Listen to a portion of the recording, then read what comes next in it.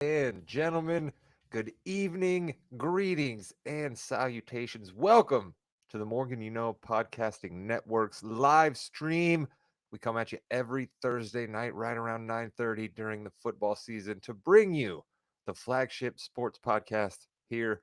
We call it Balls and Brew because we talk about sports that involve balls and we talk about it in much the manner you do when you're sitting around with your crew having a couple of brews. So that means I need to have a crew with me. First and foremost is the executive producer of this and every other podcast here on the network. He is also the host of the NBA Fast Break, which will be debuting today after we talk about the week in the NFL. His name is James Thomas Jamriska. Jimmy Jam, good evening. Good evening, Rod. This is going flawlessly like all of our streams go. Please, if you want to throw in some comments, some suggestions, throw them in the chat. We'll get back to you as soon as we can. And yes, the fast break, the fastest 15 minutes, probably a little longer today in the NBA is coming up after the show. Speaking of longer, the longer in the tooth member of this podcast, our friend, the old man, joining us from down there in Bloomington, where they are excited about college football. Chris King, hello. Yeah, no, everyone can see Williams' hat right now. He's representing already. We're 7-0. We got game day coming, Rod, down here. It is going to be another wild weekend in Bloomington. You got game day coming, and it's not Hubert Davis, it's not Reese Davis and Jay Billis, right? You got college game day coming, right? It's Yeah, Herbstreit and Cordell yeah, and McAfee. it's the A team coming, Yeah, all right? It's going to be a madhouse. that's right. For football, Rod. Football in Bloomington, madhouse. Okay, let me ask you this: are you going to get into Memorial Stadium for a game? Have you gone? Are you trying to go? What are you going to do? What's your deal? Can you scope out game day? Get him to shout out the podcast. What's going on? Tickets are going for $200 a pop right now. Okay, I don't blame you there. What about the game day situation? Can we get you out front? Right, you have early access. Can we get you out front with the Morgan logo sign there? Listen. We know I have a day job. I Schneider it out there. I'm on call this weekend, so I will not be able to infiltrate the game day facilities. Unfortunately, Sad. All right. All right, let's dispatch with talking about that. No, actually, we're not. We're going to shoot to somebody else who is just as excited as Chris about the Indiana Hoosiers football team, but he's also our NFL handicapper. He's the man that crunches the numbers. He makes the picks every week here on the podcast. We used to call him the anonymous gambler. That was years ago when he first started joining us. Now we just call him our handicapper, Josh Williams. Good evening. What's up, boys? I am trying to organize a tailgate for the IU Michigan game here in a couple weeks, so I might be down there for that. Nice. Look out. Williams trying to get down to Memorial oh, Stadium. I like hit that. me up. There we He'll go go. for the free food. He ain't going in the stadium, though. Chris, let's hope you're on call and you can show up with your little Schneider tool belt. That'll be a great picture for the podcast.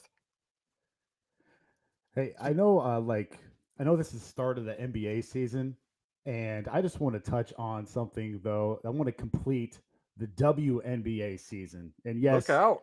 you're gonna get a salty Williams tonight, boys. Right Let off me the go on a jump. rant Let's here. go. Yes, I know. I know they're never going to overturn the foul call there at the end of the game. It wasn't a foul. They missed not one but two travels on Brianna Stewart right when she got the ball. She hopped twice, whatever, calls will be missed. The biggest problem I have is what happened after the game. The WNBA commissioner, Kathy Engelbert, showed up to game 5 in New York with a dress on that had the New York skyline on it. That's right. The WNBA commissioner did that. And then the WNBA doubled down and tweeted out the championship is where it belongs. To quote my Wow. to quote my favorite sitcom, what does that mean? Are you kidding me? WNBA, you had all that momentum with Caitlin Clark, and you go and flush it down the toilet with that crap after the game. Listen, Simmons was on the BS podcast. He had the links 5-1. He was salty about the refs. The guys on Follow the Money had the links 11-1. They were salty about the refs. I had the links 35-1. Whatever. Calls will be missed. There was a guy.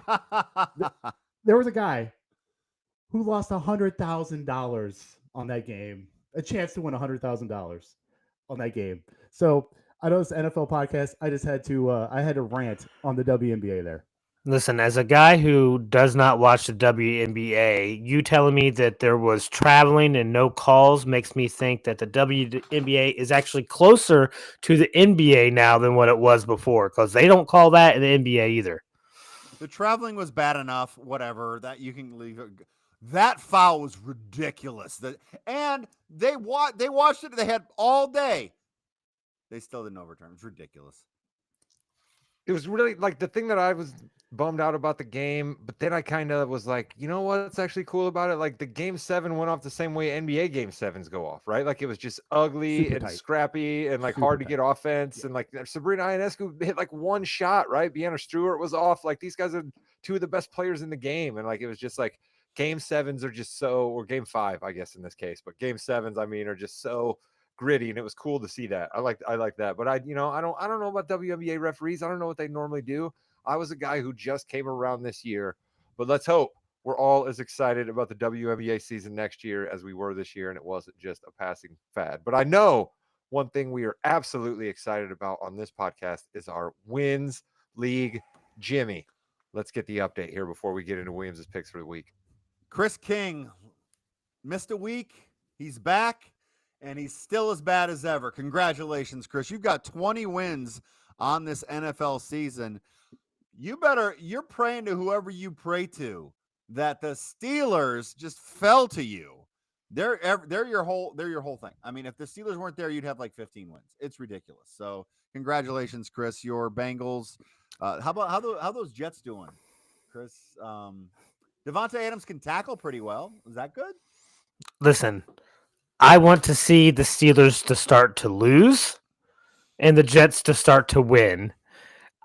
So hopefully that'll even out and you guys will still consider me the loser and I will be happy as a fan.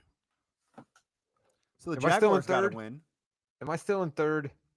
Well, so about that. Haven't gotten that far yet. Well, it's next. Second and third have really come close. It's one win separates them. Ooh. Second place has 28 wins. Third place has 27 wins. Ooh. But I'm in third place, and let me talk to you for a minute. Yes. All right, I got 2 words for you. Jameis Winston. He alone will bring me back up. I will go to tackle Williams. I'm going for the gold. He's in. Watson's out. Let's go Browns. They're my first pick and still have 1 win. Good old crab legs himself. Let's go. Famous Jameis, baby. I love it. I'm excited for Jameis. I was ready to pick him up in fantasy football and $33 on the free agent wire to pick up good old Jameis Winston there. That was way too rich for my blood. That dude's going to be throwing a bunch of picks and maybe 3 touchdowns and maybe 375 yards, but he's definitely going to be throwing a bunch of picks. And he probably ain't going to be throwing that for many yards because nobody in the league does that anymore. But I'm excited to see my guy Jameis back, Jimmy. But I'm even more excited to find out I'm now in second place. You guys suck. I'm the best. I'm only losing to the football expert on this show. So, and Rod, people don't remember the picks that we had. Rod, your Falcons have 4. Second round pick, Lions 5. Packers 5. Colts 4. Colts have 4 wins. How is that possible? Patriots. They shouldn't even won last week. We'll get there, but they were so ugly last week. They don't even deserve to win. Patriots, you didn't pick the Patriots. You had them picked for you. Seahawks and Bucks both with 4 wins. And then the Titans, you had to pick somebody. It was either the Titans or the Saints or the Vikings. You probably should have picked the Vikings on that one. But really, Rod, excellent work overall. But the reigning, defending, thank goodness, because it works out better for the show if our sharp is the sharpest one. 32 wins for Williams. 6 wins Chiefs, 4 wins Eagles, Dolphins. Tua is back. Williams, are you excited to have Tua back? Yes, I am. I stole one though with the Chargers there, or with Zona over the Chargers on Monday Night Football. That should have never happened. Jimmy, you had 2 wins last week, both from your 2 bottom teams. Your top Very 6 teams excited really about let you down. Really let you down last week. Very, very excited about my bad teams winning. Mhm. But yeah, Tua is back. Williams. No Guardian helmet for him, so it's a personal choice, he said. Tyreek Hill, might be a little happy. Tyreek Hill fantasy owners might be a little happy. 0.5, 1 catch, 8 yards. I'm excited about that. Williams, congratulations. Yep, you should be the sharp. what's your record here as we're going into this week in the NFL, Williams? Where are we at? Are we getting closer to Mount 500? Where are we at? Yeah, I mean, we went 2-1 against the spread last week. Easy winners on Seattle and the Baltimore Tampa Bay over. But I just can't help thinking that I got robbed once again, Rod. Once again, another loser by a half a point. Anyone looking at that box score of the Green Bay Houston game, hell, anyone who watched that Green Bay Houston game would have said, man, feels like the Packers are up by 3 touchdowns here, or should be winning by 3 touchdowns. Stroud threw for 86 yards, and Love had 3 touchdowns. And they could not cover. And let me tell you why, Rod. Rod, you were so disappointed in me last week because I wasn't excited about the Bears possibly making the playoffs. Let me tell you, I am excited now, Rod, because you know why? You know who is the stupidest team in the NFL? It's the Green Bay Packers. And I'm not even being a Bears biased here. The Green Bay Packers are stupid.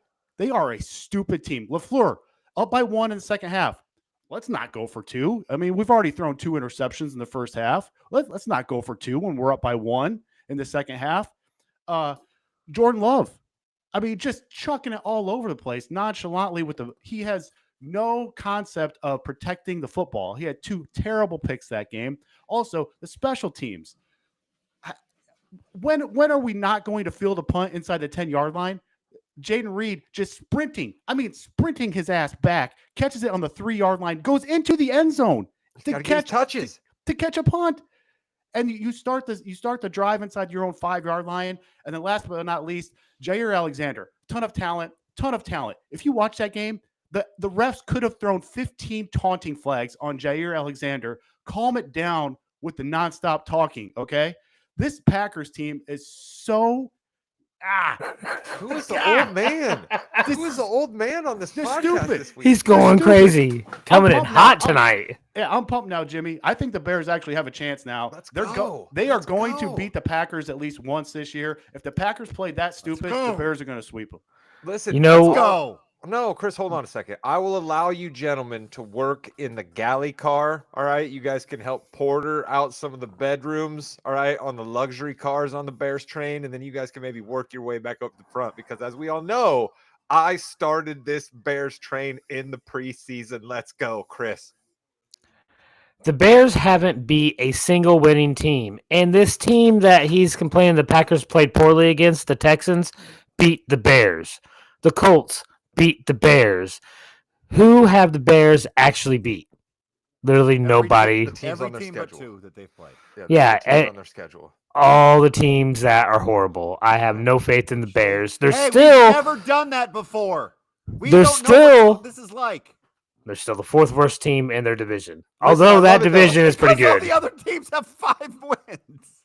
I love it. The Bears were off, and we still figured out a way to touch on the Bears here. We stay local. Speaking of local, let's go to the Colts. I was local, as in live, in person, in Lucas Oil Stadium in section 449. Lovely seats there in section 449. Shout out to the Daxter, my guy, Dax Storm. We'll bring him on a couple times this year to talk NBA. He is a #1 Pacers fanboy down there in Indianapolis, but we were there at the Colts game, and I am still riding the A-Rich train. I am not mad at the Colts. But Jimmy, I pride myself on truth on this podcast. I pride myself in portraying what I see, and that was an ugly, ugly, ugly football game by the Colts. I'm not even entirely sure how they won that game. Sermon didn't do great, and I know because I picked him up right before the game, and he did absolutely nothing for me in fantasy. Goodson had a couple of slash runs, maybe, and sure, A-Rich is fast. Like, Jimmy, we know Anthony Richardson is fast and is not afraid to run, but there was some bad passes in that game. It's not accurate. Has never been accurate, and I don't know if he'll ever be accurate. That's why the long, the deep throws are good for him because he's just got to throw it to a spot, and Pierce can get there or whomever can get there. I was a little worried about Downs because he became a Flacco favorite. He did okay, and I think he'll be okay moving forward, but. And A-Rich really wasn't kind of trying to bowl over people either. That worries me. But again, you don't want him to do that because every time he does that, he gets hurt. But every time he does that, he also gets yards. What are you going to do? I can't believe that 4 wins, Rod. Yeah, I can't either. Chris, have I violated my what I said at the beginning of the season, or am I just like towing the line as close to it as I can? Because I'm not out. I'm just saying what I see. Oh, you are towing that line because you were all about riding that A-Rich train no matter what, right? And a little I'm not saying backroom, take him out. I'm not saying a take little him out. backroom baseball because you weren't too happy with him on Sunday, if I recall. No, what can you be happy with? I'm not advocating for him to be out or him to be completely replaced or he never can be anything. But like what I see with my eyes right now, like, man, I'm just like This is what I'll say. We get JT back, right? And we are definitely a different offense when JT's in the backfield with Richardson. It's definitely more dynamic, and our offense has ran better. So getting JT back will be important. All right, Williams, you weigh in here as the handicapper, and then we'll get to your picks. Yeah, I've got some reason for optimism for Colts fans. Houston has not swept Indy since 2016. That's kind of surprising. Nico Collins, 458 yards the last 3 times facing the Colts. He absolutely torches the Colts. Guess what? He's not playing in this week. He usually kills that Gus Bradley soft zone coverage. And Chris said it. The Colts get JT back. But what's more importantly, I think, is the Colts get big defensive tackle DeForest Buckner back. He's going to help. He's going to help that run defense. And I'm telling you, if you watched that Texans-Packers game from Sunday, if they didn't have Joe Mixon, they lose that game by 5 touchdowns. I mean, all of a sudden, Joe Mixon, we kind of touched on it in the preview series. We said if Houston's offensive line could just stay healthy, that Mixon might have a better than average year. Nobody expected this from Joe Mixon. I mean, the Packers made Joe Mixon look like Jim Brown last week. So the Colts should be able to contain him a little bit better than Green Bay did. So I know Anthony Richardson is a roller coaster. We all know it. So maybe he has – look, he was 2 points away from beating this team in week 1. So these 2 teams always seem to play each other close. So I would not rule out the Colts here. Listen, I'd love to see some more week 1, right? Because as Jimmy said, the deep throws, right? That's the A-Rich highlight that we're all still living on right now. That was versus the Texans. You know what I mean? Like that's basically that's it. Like that's our food, right? Like we're Chris, we're like Survivor. We're on the island of Fiji here, and like the only morsel of food we got is that A-Rich highlight from week 1, and like we've picked it down to the bare bones here. I just want to see something else positive. Is that so wrong out of me, Chris? You're judging me down there, and I can see it in your eyes. You're not wrong, because of course we want to see more exciting plays from our team no matter what, right? We want to see that. And we know A-Rich is capable of doing that. And I do think if we get our offense back on point, we will see more of what we saw in those first couple weeks. All right. Well, you said exciting plays there. I'm not entirely sure how many exciting plays we're going to see out of some of the teams Williams has in our picks this week. These are not necessarily the marquee games of the week, but hey, listen, that's how you have to progress through the season. Williams talks about it all the time. You got to play the numbers. You can't just play the great games and the teams that you like. You got to play the numbers that come out. Williams, what are the numbers telling you this week? All right. Yeah, let's start with Arizona at Miami. I think we're getting value on all 3 teams I'm going to take here, all 3 for different reasons. I am going to take the Dolphins, -3.5, minus 120 on FanDuel. This line is up to 4.5 on DK and MGM. It stayed at 3 all week, and now we're seeing some very sharp money coming in on the Dolphins. Look, how do you beat Tua? You get pressure on him. Zona can't create pressure. They've lost 2 of their edge rushers, and their secondary is not good. And they're coming off short rest with the late Monday night game. Now they have to go on the road in that Miami humidity, wearing those dark red jerseys on the exposed sideline. And plus they have a 1:00 start time, which will be a 10:00 body start time for Zona. Zona's D, 50% success rate allowed. That's the worst in the league. Miami has beat up on bad teams over the last 3 years. The Fins are 17-10 against the spread versus teams under 500. That's 63%. And as a favorite in those spots, they're 15-7 against the spread, 68%. Miami gets safety Javon Holland back. That should help the defense. We're buying low here on Miami, obviously with Tua coming back, or what perceives to be Tua coming back. And wait a minute, can I just clarify something here? This is the Dolphins team that lost to the Colts, who we just talked about in the previous segment, where we basically said we don't even understand how they won. The team that they beat was the Dolphins, who you are now taking, just for clarification. Yeah, the whole thing is Tua coming back. All right, I guess that's true. Tua wasn't there at Lucas Oil. I did not see him play quarterback. I saw a little bit of Tim Boyle there at the end of the game. Shout out to him. That was great. Oh, Boyle rules. Boyle rules. And the Dolphins, believe it or not, they're fully healthy on offense. That O-line is healthy. All the running backs are healthy. The wide receivers are healthy. And the beat writers have said it's been night and day at practice this week with Tua in there compared to the last month with Huntley and your boy Tim Boyle. Right? Well, look, we're selling high on Arizona here.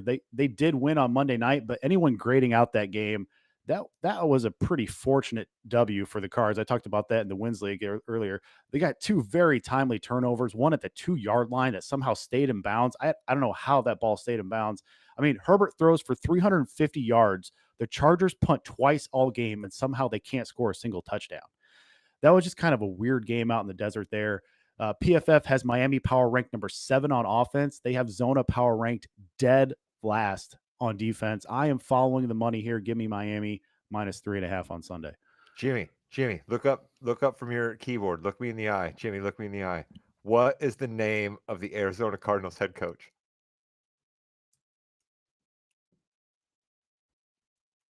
Correct. I don't know it either. That's what's so funny. I can't say it either because I'm not gonna type it in either. Chris, do you know the Arizona Cardinals head coach's name? The last coach I knew of the Cardinals was Bruce Arians. See, I Cliff Whoa. Kingsbury. Kingsbury. You could have sworn to me Cliff Kingsbury's still the coach, but then somebody told me he's in Washington. So Williams, help the listeners out and your 3 podcast mates. Who's the coach of the Arizona Cardinals? Yeah, it's Mr. Jonathan Gannon. I had no Duh. idea. I had no Yeah, idea. he was the quarterback that played for the Raiders, and then No, that's his brother Rich, isn't it? Brother Rich. See, Rich Gannon, I would have known. I've been like, hey, Rich Gannon's not in the booth anymore because he's coaching Arizona. I'd have known. This guy, I have zero idea who he is. This guy could come on the podcast right now. He could walk down my stairs over here, walk over and shake my hand, and the first thing I would say is, sir, how did you get in my basement? I'd have zero idea who this guy was. He was the defensive coordinator on that Philly team that went to the Super Bowl a couple years ago. Oh, how about that? Speaking of Philly, let's go Philly versus Cincinnati. Chris's team, Cincinnati. I got one thing to say about the Arizona-Miami game. I loved all the stats that Williams threw out there, but you can throw all those stats out because it comes down to one thing, Rod. Look how Chris is a wrestling promo right now. Comes down to one thing. October 25th. Here we That go. is tomorrow. Oh, no. It's the release of Call of Duty Black Ops 6. And that means Kyler Murray will be, in fact, a defunct quarterback in the NFL because he will have all his time consumed by Black Ops 6. Jimmy, I Suitcase nominate bet. that for the TikTok clip of the week right there. I think Chris that's cut a that good like an time. old school wrestling promo, gave the date. You know what I mean? Like that was good stuff. Right, now we know why the sharp money's coming in on Miami. I mean, suitcase bet this, boys. Play it back. I called this at the beginning of the season during our preseason rants. I called this October 25th. It's going to happen. I remember that. That's why I started laughing because I remembered that. You listen, all old the man. money on Tua and the Dolphins. All the money. There we go. Hey, but let's go to Cincinnati, Philly. And Chris, I see you adored in your Cowboy stuff. We will give you a chance to retort about what we said about the Cowboys last week, but we'll do that after Williams' picks, all right? So the closest you're going to get to fandom right now is your Bengal fandom, but let's let Williams handicap the game first. Yeah, I'm going with Chris here. Bengals -2.5. You can find that -112 on MGM and FanDuel. This has went up to 3 on DK, so try to get it on those other two.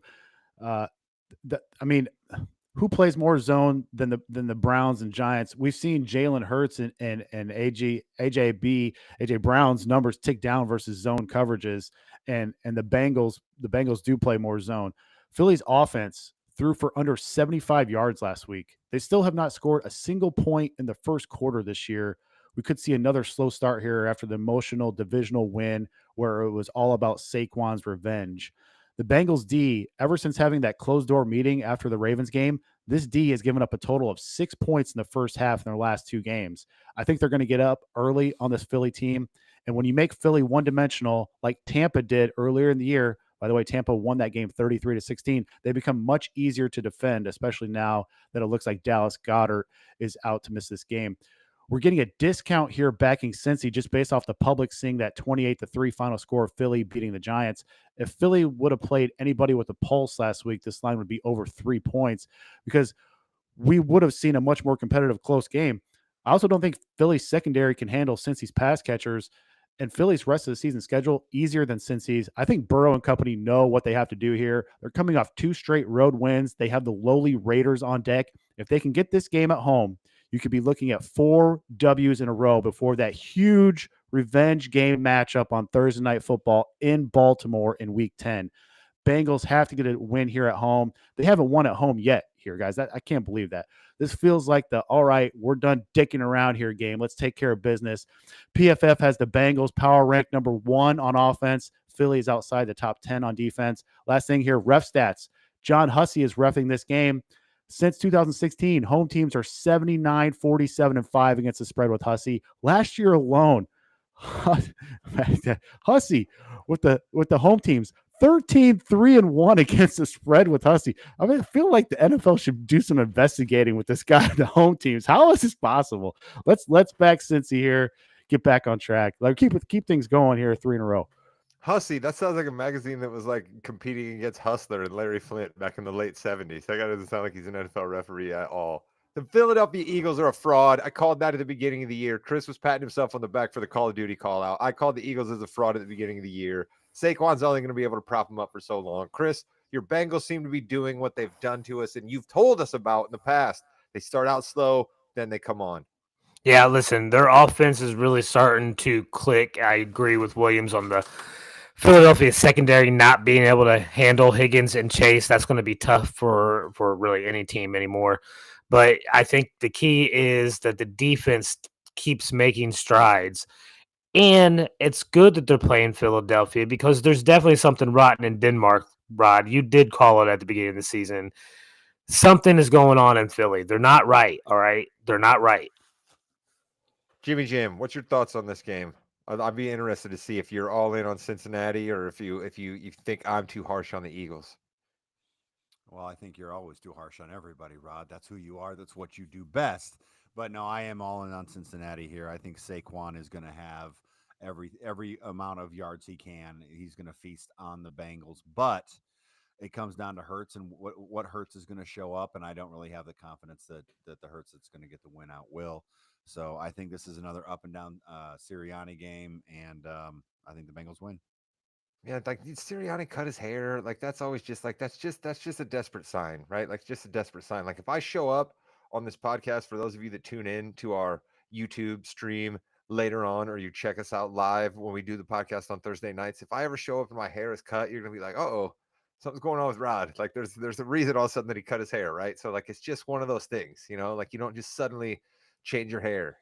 Like something's going on. So yeah, I think that guy's probably going to last a year because as we keep saying, Saquon's propping him up, but yeah, they're not going to score enough points to beat Cincinnati. Let's go. Joe Burrow, as a fantasy owner of your quarterback stats, let's go. Keep putting up the stats, buddy. I want to see it. All right. Somebody else I love to see, my guy. We get to close out with him. And this may be the last time we talk about him because he lost his top 2 receivers and that can't be good for him. But Baker's still lighting the league on fire with 18 touchdowns. Baker Mayfield, the Tampa Bay Bucs, taking on my guy, Kirk Cousins, my Falcons, number 1 overall pick in the Wins League. They have an easy schedule. They're going to continue to pay off for me. I'm interested to hear Williams on this game. Yeah, this is, I don't know if I've ever seen this before. This game has 6 different system matches. That's right. We'll get to all of them here. The look ahead line here last week was Bucks -2.5. I made a Bucks -4. That was before the wide receiver injuries to Evans and Godwin. I know they're important, but we're talking now 5 points. The line has swung. I think that is an overreaction. I am taking the Bucks +2.5 here, even without their top 2 wide receivers. And listen to these system matches here. Over the past 2 seasons, when more than 65% of the handle has been on a particular side of an against the spread wager, this majority group is 96 and 111 against the spread, 46.4%. That means fade Atlanta. System match number 2. In NFL divisional games of the last 2 years, DK majority handle bettors were absolutely awful, as this majority group is just 71 and 100 against the spread. That's 42%. The public loves favorites. They don't value the rivalry games enough. And this is a big one, as we just saw the Bucs lose a close, hard-fought game in OT a few weeks ago versus the Falcons, where the offense put up over 30 points. Fade Atlanta. System match number 3. Since the start of the 2022 season, when the majority number of bets has backed road favorites for an against the spread wager, these majority groups are just 80 and 105 against the spread. That's 43%. Fade Atlanta. System match number 4. Retread head coaches such as Raheem Morris have been brutal bets as favorites since 2014. Second time head coaches have gone just 49-90 against the spread. That's 35% fade Atlanta. System match number 5 since 2014 when coming off a loss. These retread coaches have been an ugly 105 and 140 against the spread. That's 43% fade Atlanta. And the best one yet, system match number 6, when having beat that divisional opponent the first time around, these retread head coaches are just 9-18 against the spread. That's 33% in the rematch. Fade Atlanta. Fade Atlanta. PFF Those has the overall retreads. power. PFF has the overall power ranking of Atlanta at 21. They have the Bucks at 12. The Falcons are 27th in schedule adjusted pass efficiency on defense. And just like Geno, if you give Baker time, he's going to find the open guys. I know they're down 2 wide receivers, but I can't go against all those system treads, Rod. Give me the Bucks plus 2.5. Let's go. Listen, I think you're being a little harsh on retread coaches. I got a couple of those at Discount Tire. They worked just fine. All right. I mean, they were doing just fine. I got around everywhere that I needed to go. I mean, the corners were still just fine. You know what I mean? I had no problem with my retread coaches that I got from Discount Tire. Shout out to those folks. That's a bad joke. That's bad even for me, isn't it, Chris? Joke. Are you kidding me? That was a fantastic joke. It's like a 1930s joke. All right, what do you Oh, got? I on loved Atlanta, it. Tampa Back Bay. in your Then, early if you 40s. what do you got that's better than my bad joke? Baker's got to stay off the Zen. All right. Came out the second half, beginning of the third quarter, throws some Zen in, has a horrible third quarter, 3 drives, no points. Calms down, sobers up, 3 touchdown drives in the fourth quarter to actually make a Sobers comeback. up. Sobers up. Let me ask you this. Chris, when you smoke 2 cigarettes in 15 minutes, do you feel that you're drunk? What do you mean sobers up after a Zen pouch? What are you talking about? I'm an old man, Rod. I'm not sure what Zen is, so I'm saying sober up. Oh, that's He didn't true. know I what get it you. was, but he knew it was something bad. I like that, Chris. You're so old school. You're growing your own tobacco in the backyard that you're packing into your corncob pipe. That's what you're working with over there, isn't it? I do enjoy my pipes, Rod. There you go. That's the way to talk about it. All right, Chris, one thing we're going to let you do here before we go, in an interest of fairness, right? We have an election just around the corner. Again, this isn't the podcast for that. But if you have somebody on your show talking about one side, you have to have somebody on then about the other side. And last week, Chris, you were not here, and we all said some disparaging things about the Cowboys as an ownership, their head coach, their team, their brand, their owner. Do you have anything to say as you are adorned in your Cowboy gear this evening? And you made a promise to us and the listeners that you were a fan and only a fan this year. So I allow you to respond. This is like 1070 in Dallas. You're Bubba from Fort Worth. Go. Why are you bringing up the past, Rod? I'm not here to talk about the past. I'm here to talk Let's about the go. future. And we have San Francisco this week. We have a road game, Rod. We can win road games. This is a rivalry game, all right? We need to keep that San Francisco Giant down, make them 3-5, and keep our – hopefully we have to try to keep up with Washington because right now they're the front runner of the NFC East, all right? So we got to take down this rivalry game. It's on the road. We can win these games.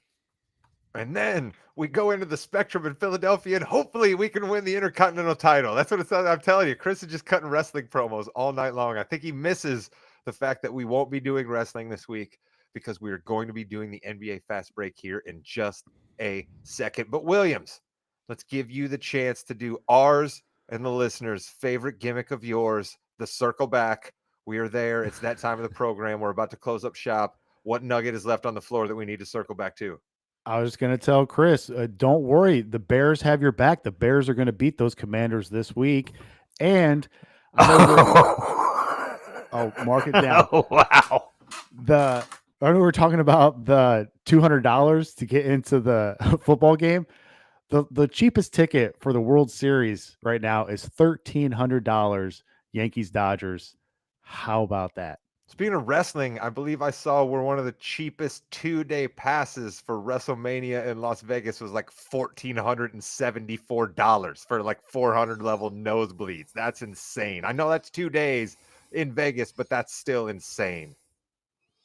I'm worried about Rumble prices. But again, we're not talking wrestling this week. We're doing NBA Fast Breaks. I can't afford any of those. Definitely not. Jimmy Jam. I feel like Yes. I feel like I kind of pushed you out of the football episode this week, Jimmy Jam. That's my bad, brother. I know I'm saving your pipes because you got to host the next show here, but do you have any NFL nuggets that you want to get out? Do you want to say something about Caleb Williams and your Bears taking on hopefully Jaden Daniels? Williams just said that he thinks the Bears are winning this one. You didn't say whether or not you're joining Williams and I on the train. I didn't even go to you there. Jim, what do you got for us as we close? Listen, I'm on the train for the Bears. Let's go. This is the greatest team we've ever had. I don't even care. Yeah, 85. Don't worry about it. I do want to say a couple things before they go to the fast break. Coaching decisions again. The Titans go for it on their own side of the 50-yard line against the Bills, who they're going to get beat by probably, and they were up at the time. Why that? And then I can't remember the guy. Was it Jaguar? Somebody went for two, but kicking the field goal would have put them up 17 points. What are you doing? Like, why would you do that? 3 scores? No. We want to make it an even. Like, what's going on with the coaching decisions? It's ridiculous. Yeah, it was Peterson. If Peterson just kicks the field goal, he could have went up by 18. Instead, he goes for 2 and gives the Patriots a chance. Yeah. I don't know. Middle seat Doug in his visor. Middle seat Doug in his visor, looking a little bit like Don Johnson with his hair, the salt and peppery gray there. Yep. All right. I think we've cashed out on football. We will say goodbye to Williams because he's not big on basketball. But me, Chris, and Jimmy, if you thought Williams was fired up in the first segment of this podcast, just wait till me, Chris, and Jimmy start fighting with one another about NBA takes and taking each other's teams as we let Jimmy run the NBA fast break. Welcome to the Fast Break, the fastest 15 minutes in the NBA. Jimmy, Rod, and Chris are here. Williams is here until he exits out and hopefully finalizes his video on Riverside. We appreciate when you do that, Williams. We really do. Gentlemen, the NBA season is off. It is fantastic. We've got injuries. The Pacers are undefeated. I'm very excited for this entire season. It's going to be a lot of ups, a lot of downs. Rod, give me what you're hot about for the NBA season, first of all. Well, you know what I'm hot about. I'm hot about the Celtics almost setting an NBA record for three-pointers made on ring night. Okay, the Celtics came out and showed everybody. Don't talk to me about being sleepy on ring night, being fat and overfed for the NBA championships. Tatum and Brown seem mad at the world for what? I don't know, but they do. Joe Mazzulla, their coach, is absolutely insane, dropping insane quotes. Someone asked him, do you feel high expectations? And he said, I don't feel anything. We're all going to be dead soon. I mean, just absolutely insanity out of Joe Mazzulla. I love the Celtics. They are going to win a bunch of games. Playoffs are always a different story. We'll talk about that as the NBA fast break evolves along. But right now, I'm fired up for my defending champs. Jim, how could I not be? The gang's back together. My guy Luke Cornett's playing. Peyton Pritchard's playing. Sam Hauser's playing. It's a lovely time in Boston. They tied the record for most three-pointers, like you said. And then they made a record for missing the most consecutive three-pointers, trying to get the record for three-pointers. I think they were 0 for their last 19, which is ridiculous. I would still not make one in there. Never mind. Chris King, give me an old man take.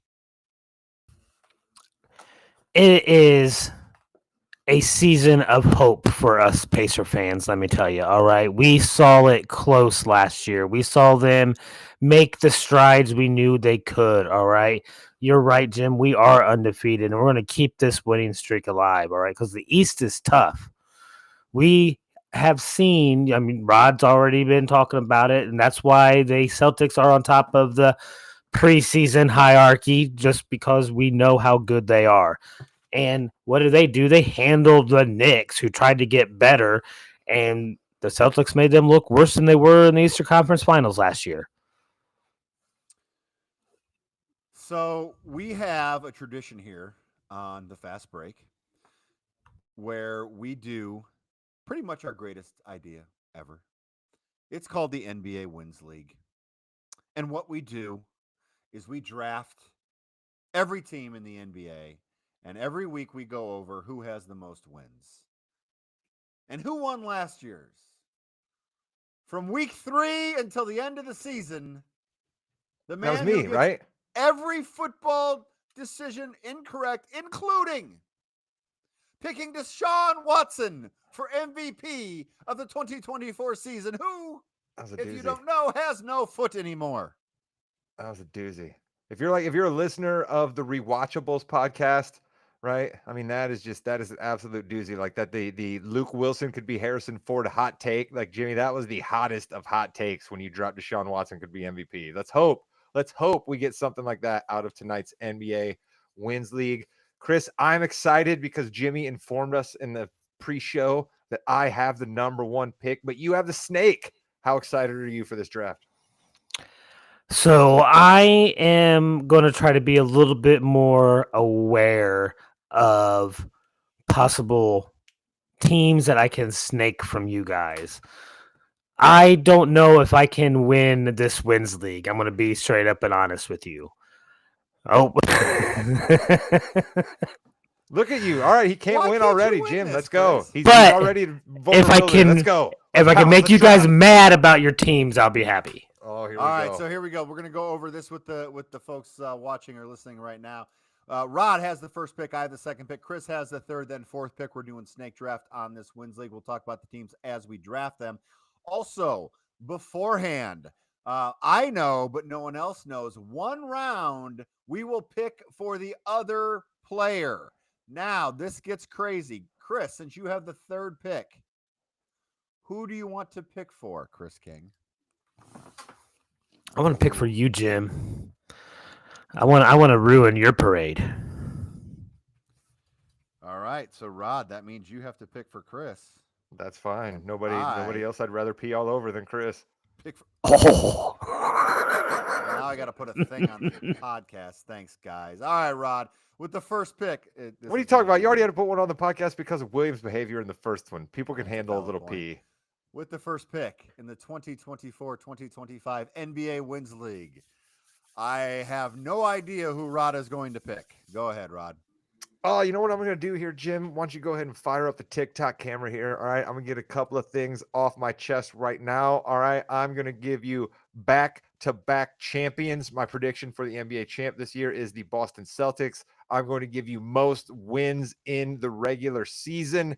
Boston Celtics. I'm going to give you MVP Jason Tatum. All right. Tatum is right there sitting around 8 and 9 to 1. I'm telling you, get Tatum right now, season 27. If you're a Bill Simmons guy, he talked about it on his podcast the other day. The numbers are crazy. Some of the NBA greats with resumes similar to Jason Tatum, what they do in their 27th year. The Celtics have the gang back together. They did well last year without Porzingis. So, I mean, they're literally bringing back a guy like Kristaps Porzingis to their team after the All-Star break. They have enough depth to deal with the NBA regular season, and their coach is insane. Their players are angry, as I mentioned. They're just going to win games. Let's go. Jimmy, a lot of my predictions came off right there. So you're picking the Celtics number 1 then overall. Is that correct? Okay. Rod goes with the Celtics. I am up next. Celtics were number 1 on my board, but number 2 on my board is there mostly because it is the only other team that has been picked. I'm going to go with the OKC Thunder. I believe the hype.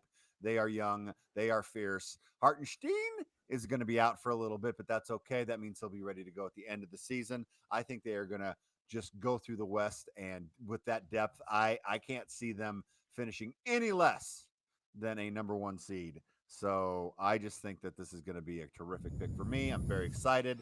Let's go OKC Thunder. I'm already mad at you, Jim. You took my team. That was my pick. So you guys heard me make a couple of predictions there off the Celtics. I want to give a little drop for the listeners. If there are any predictions that the rest of us have to make about a team, they will come up when they get drafted. So I don't have anything for the Thunder. Do either of you gentlemen have anything that we need to discuss further about them? SGA is going to win MVP. Look out. Yep. I am a believer. The kid has all the talent in the world. He knows how to truly run offense in today's NBA. It's not just because he is a solid cornerstone of my fantasy team, but that doesn't hurt either. But yeah, I think SGA is going to do everything. He's going to play the entire season, which a lot of these other superstars can't do anymore. So yeah, SGA for MVP. Hey, listen, he's got the narrative. They kind of tend to do these things about you got to be close for a couple years. He's been close a couple years. His team's clearly going to be good. And he'd also continue the streak of non-American winners of this trophy. Yes, I am more along the lines of Rod with Tatum. I think it is Tatum's turn. People aren't talking about him right now. I think he takes that next step. Chris King, you've got 2 picks back to back. A lot of good teams on the board. We got the Pistons, we got the Jazz, Give me Spurs, Denver and then Denver and Minnesota. Okay. All right, Denver and then Minnesota is also off the board. Chris, you think Denver is going to continue? A lot of questions with Denver, though. Denver can have a lot of questions in the West and still win 55 to 58 games. They Right? got a floor with the best player in the league. I get you there, Chris, but I'm a little worried about Denver. I'm pretty frankly excited that you picked these 2 teams because I got to admit, excited out of as the well. first 8 teams that I wrote, I didn't have either of them on my board.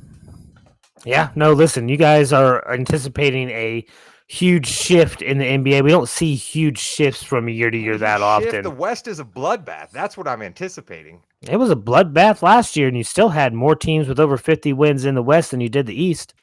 Well, the East got better. Speaking But of listen, better, did the Timberwolves get that much better, though, Chris, with the big trade? I think they are better off than what New York is. Well, now you didn't pick New York. You picked Minnesota to be 4th overall in wins. Yeah, I believe that they have a better shot of getting over 50 wins than the Knicks do. I forgot the Timberwolves have Julius Randle now. Chris has this insane love for Julius Randle. Yeah. Oh, my bad. Okay, you're right. I should have known that. Okay, so with the 5th pick, I'm gonna go to the East. I'm gonna go to Cleveland. I think it is time for the Cleveland Cavaliers. I know Rod has some really good teams to pick from right now. I love Rod's positioning, but the Cleveland Cavaliers, I think Mobley takes that next step. I'm very, very excited with that first game that he had. I love my boy Mobley, and I think he's just going to be an amazing force down there with Mitchell and everyone else. So I've got the Cavs going forth. I love it. I love the Cavs. Jealous of that, man. The NBA is about talent. The Cavs have 4 talented dudes, plus some pretty good, solid role players, plus a coach that's going to come in there and install systems that many informed NBA people say are going to be very good. So I like it, man. I wanted Cleveland. I hope they can Rod, stay hey, healthy. I'm great with picking Cleveland to be really good in sports this year. That I just That's true. I Let's didn't go think of that. Cleveland.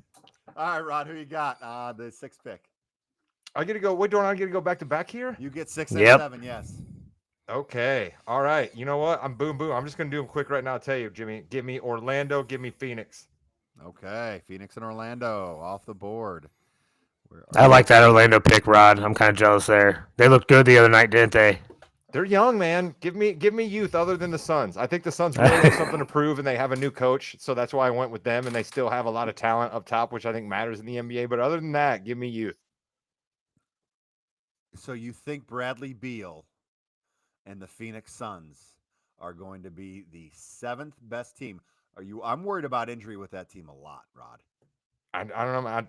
I feel something in Phoenix, man. They were actually kind of good last year. If you look back last year, they were better than you realize they were. And I just think they're going to be better with Budenholzer. They're going to be better with an actual point guard. They're going to be a little healthier, hopefully. I mean, I'm not going to automatically assume injury. I can't do that. I could do that with any team. So I just kind of throw that out the window.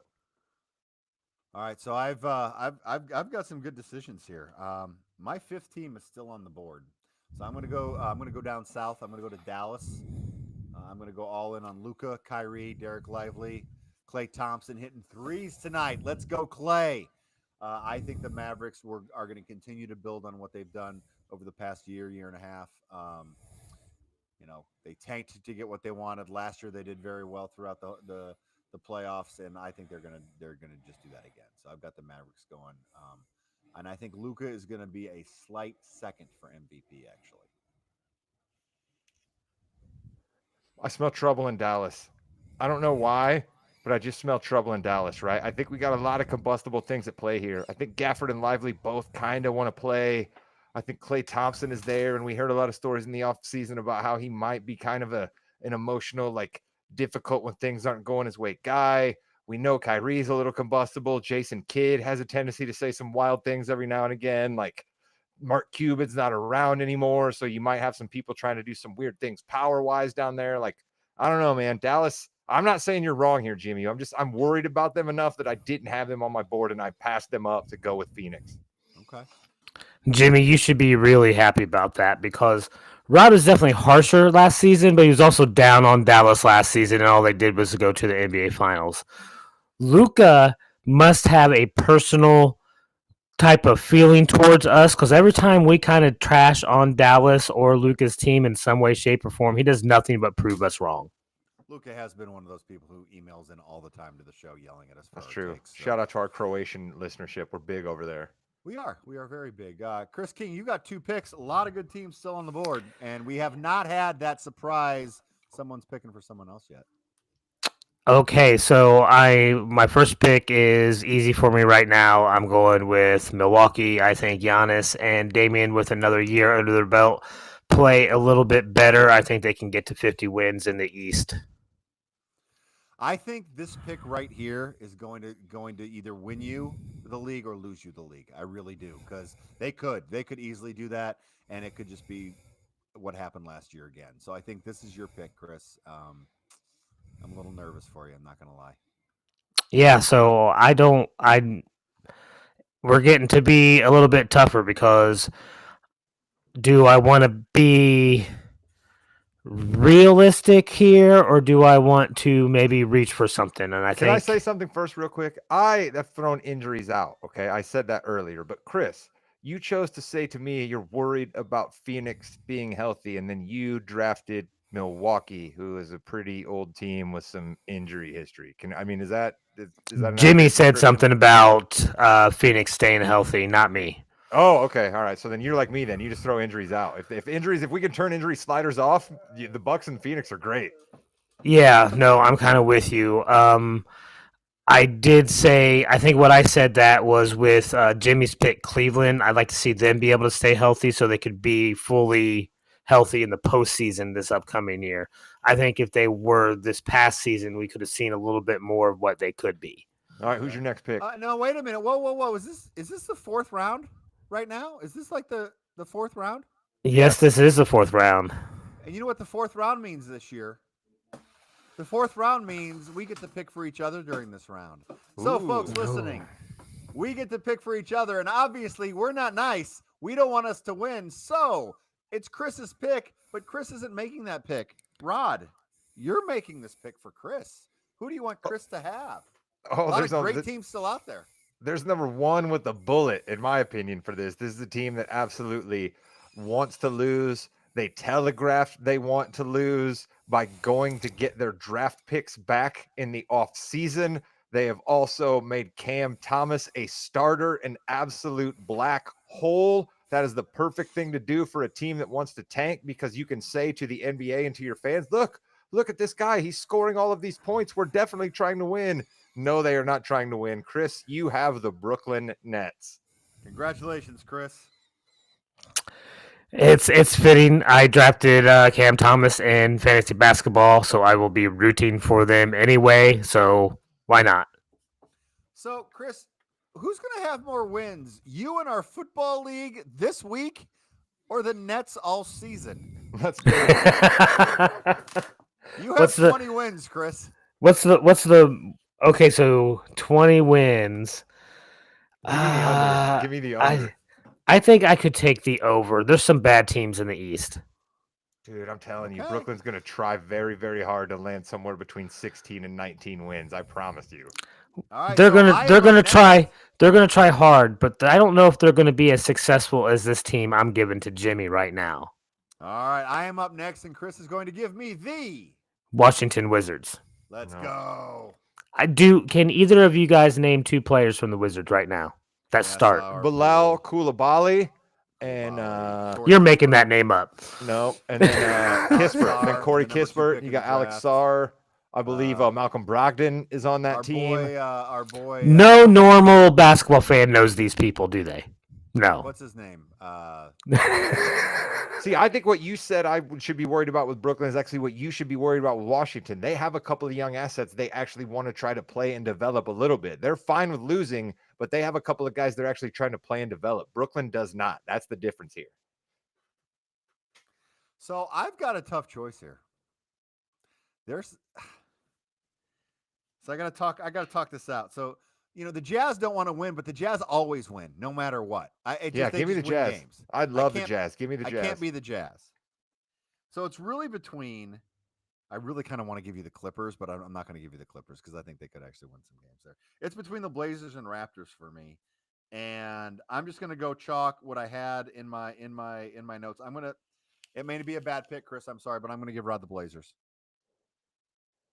Dang it. I wanted the Great White North there. So I think Portland's the right pick. I wanted the Great White North there. I had Portland written down. I had Portland, Utah, Brooklyn, and Washington written down as 4 of my 3 bad teams.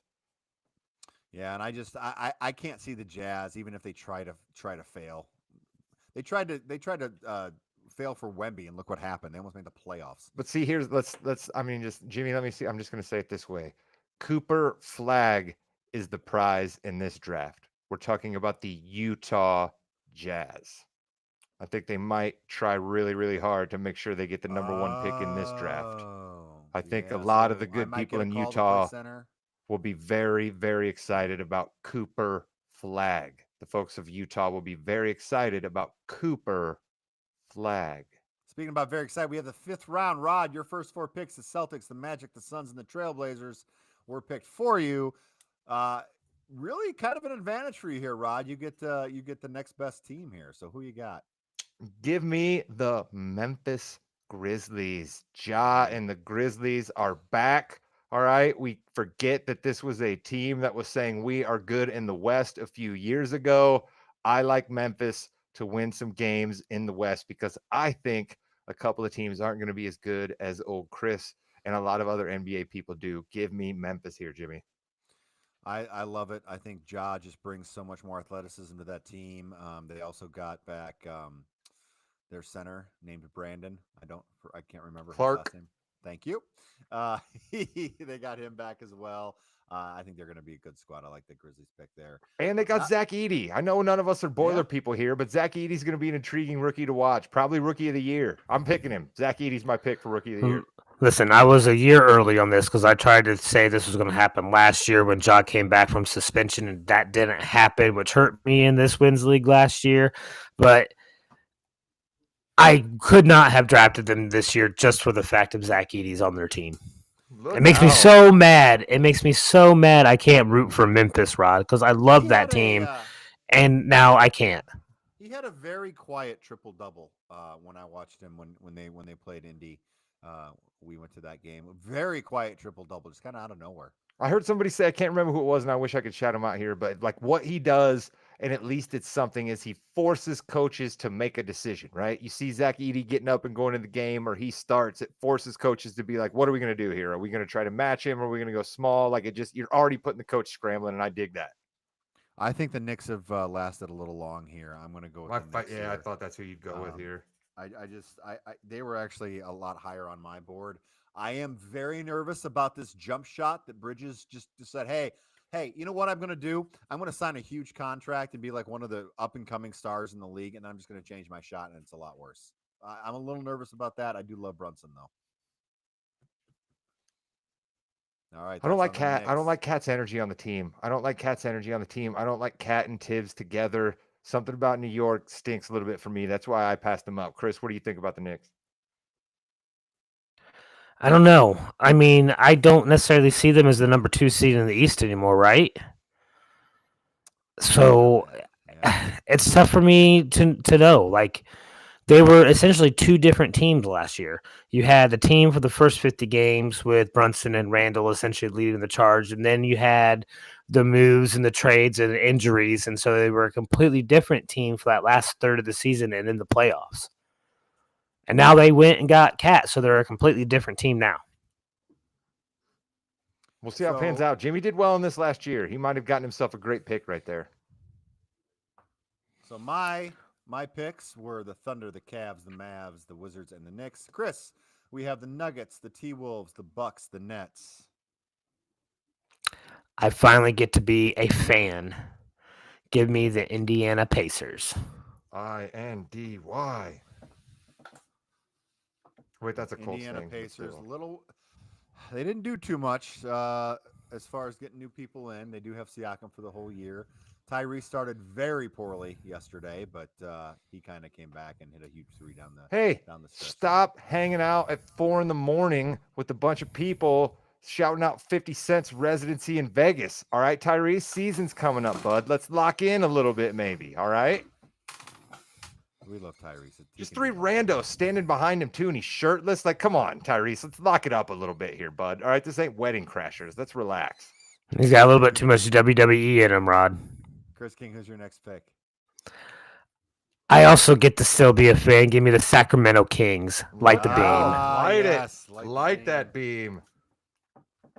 Listen, DeRozan, man, there always seems to be a floor with DeRozan teams added to the talent that's already on the squad. Domas never sits out. Like Mike Brown's just, an NBA lifer that just knows the ups and downs of the season. Like this is a solid pick at 6, Chris. I got to give you props here. Fox is all NBA. I don't know if I'm going that far. Yeah, I could see him making 3rd team all NBA this year. There's a lot of good guys in the league. There are A lot of which Jimmy could pick from for his pick right here. All right, I got to go. I went chalk. I don't know if I like this pick or not, but I'm going to go Lakers. I'm going to take the Lakers here. LA that, Lakers off the board. I'm putting a lot into Bronny here. A lot into Bronny. I think he's going to be an amazing force off the bench. Davis looked amazing. He played that first game like he should have been playing all season last year. Anytime he falls down, you're worried he's done for the year. So I am going to go Lakers. I think this is my pick here that it could go either way for me. So I'm going to go Lakers on this one. Rod, who you got? I like your Lakers pick there, Jimmy. I really do. I think that you went Lakers over Clippers. I think that's a smart call there. And I am going to go with 2 teams that I avoided a little bit, but I still think there's a definite possibility they can surprise and win a lot of games in one of their cases. And in the second, a lot of people thought they were going to win a lot of games. And then a few things broke bad for them right at the beginning of the year, and everybody's jumping ship. So give me the Philadelphia 76ers here, and give me the Golden State Warriors. Ooh, some veteran teams there. Okay. Golden State's got 12 guys. I mean, that's just sort of how I look at it, right? Golden State's got 12 guys. So they're either going to have enough dudes to deal with the injuries that are going to pop up to their older roster, or they're going to trade a 3-for-1, right? A team that's not off the board right now, but has made the playoffs in the past, the Miami Heat. Jimmy Butler's in the final year of his deal, right? Maybe somebody swings a deal for Jimmy Butler. You know what I mean? Like, I just think Golden State has a lot of moves to make. Steph Curry's still in the prime of his career. We saw him light the Olympics up. I think getting them at 7, I'll take it. I like that there and at 7. I think that the 76ers, though, that's a big one. Embiid missing the first game of the season, the NBA investigating why, because he's not hurt, so they're already managing his minutes apparently. Embiid and George won't be playing back-to-backs either. That's fine. We got Maxey, we got Andre Drummond, we got Caleb Martin, we got Eric Gordon. Chris, your guy. We got things. We're fine. Listen, if we did this draft 3 weeks ago, they would have been a 3rd-round pick at the latest, if not 2nd round. That's what I mean. So getting them at 6, I'll take it. Yeah. I'm going to take a young team again. I'm going to take the Rockets. I think that they have a lot going for them. They just need to kind of figure out where they're going. I know it didn't start out very well, but it's one game. I'm not too worried about that. So I've got the Rockets going. I do also think Jabari Smith is going to. I really hope Jabari Smith takes that next step. So go Rockets, go. Do you guys believe in the problem of too many guys? Because that would be my worry with Houston, is that there's 5 dudes on that team that all sit in the locker room and look at the guy next to him and is like, this dude sucks. I'm way better than this dude. How come he's playing over me? Jalen Green, that was a weird contract for Jalen Green. But I guarantee Tari Eason thinks that, right? Cam Whitmore is on this team. Reed Shepard was just the 3rd pick in the draft. You know what I mean? The Thompson kid was just a high pick. Like, there's so many dudes on this team that are like, I should be playing. But could that be another team that makes a big trade? This team has Steven Adams. What's Steven Adams going to do on this team? This team has what's Fred VanVleet. This team has everyone else is shooting. Someone's got to rebound. Dylan Brooks. Right? Like this Houston team, I like it, but like I heard somebody bring this up the other day too, and I loved it. Ime Udoka, right? We loved Ime Udoka. But here's the thing about Ime Udoka. He coached the Celtics. Brad Stevens coached the Celtics before him to an awful lot of success. And Joe Mazzulla coached the Celtics after him to an awful lot of success. Is it possible that just if you coach the Celtics, it's a pretty good gig to have because of the talent and the infrastructure and all of that stuff? It might be possible. So this is a year for Ime to really show if he's good or not. So this could be big for you, Jim. Chris King, we got the Nuggets, the T-Wolves, the Bucks, the Nets, the Pacers, and light the beam, the Kings. You've got 2 picks here. I still have 1, 2, 3, 4. I still have 5 teams I really like on this. So I'm going to take a team that I have been down on, and they continue to prove me wrong. So I might as well take them this year so they can prove me right. Give me the Pelicans. I never think they're going to win that many games, and they always end up over 500, making the playoffs. So they won 49 games last year somehow. So let's take them. Let's go. Zion already sick one game. He's missed every game this season. That's okay. Hopefully he plays the next one. Pelicans. I was going to pick the Pelicans next, I think. So good job there, Chris. Who's your next squad that you're picking? Another team that seems to make the playoffs every year despite insurmountable odds because they have a guy by the name of Jimmy Buckets. Give me the Miami Heat. Well, that just blew my strategy out of the water. Thanks, Chris. Appreciate you there. That's amazing. Miami Heat. I just think Jimmy Butler's pissed, and he's going to do the best he can to either take them to the playoffs or burn it down. So it's probably going to be burn it down. But I like that pick there for you, Chris. I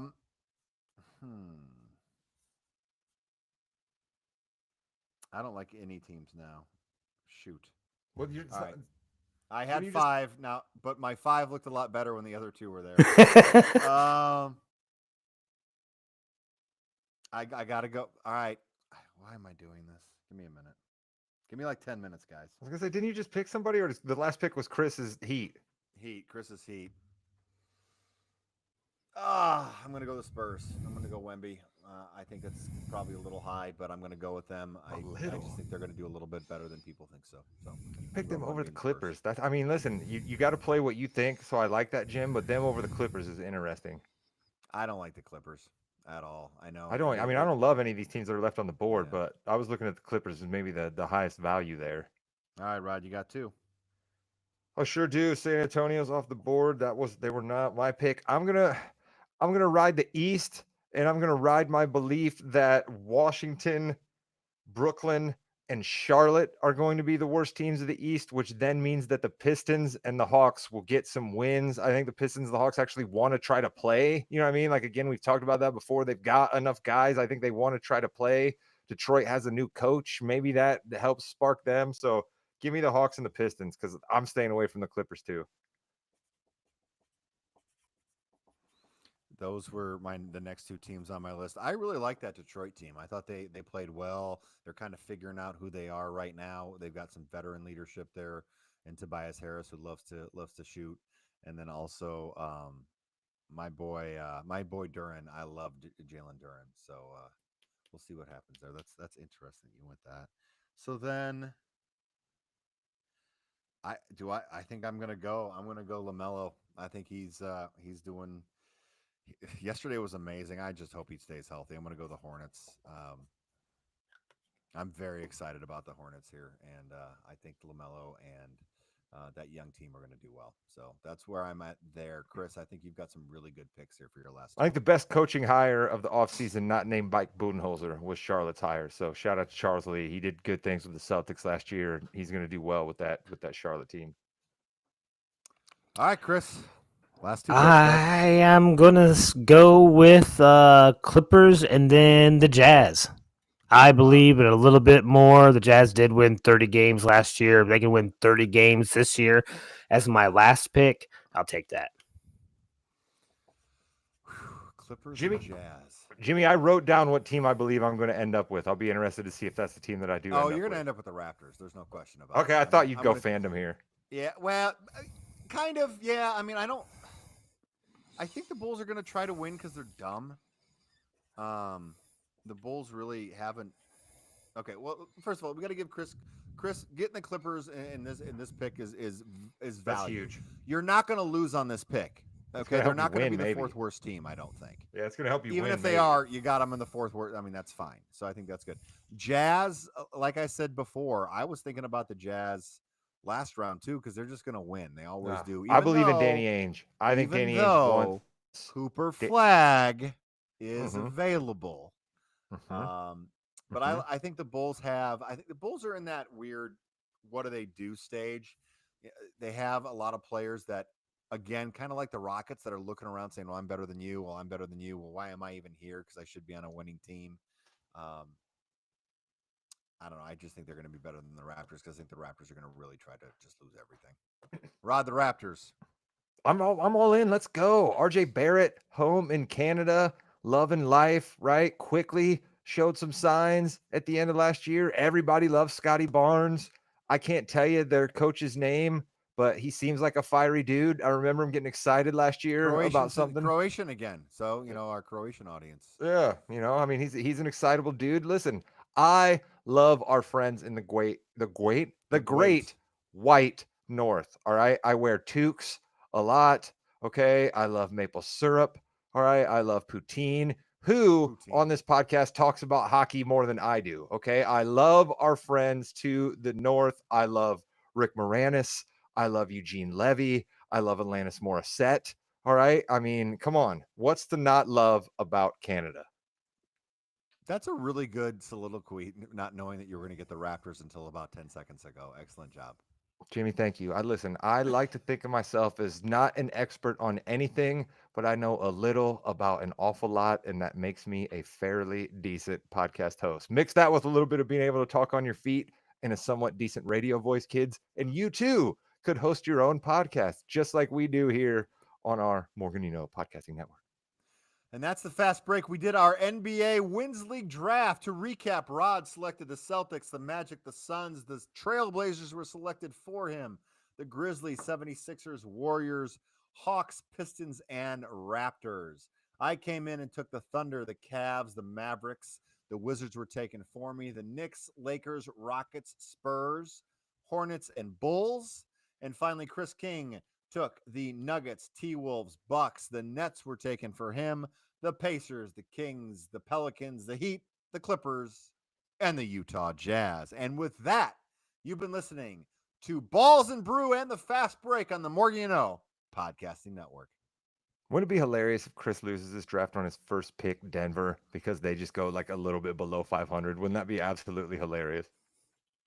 Goodbye, Internet.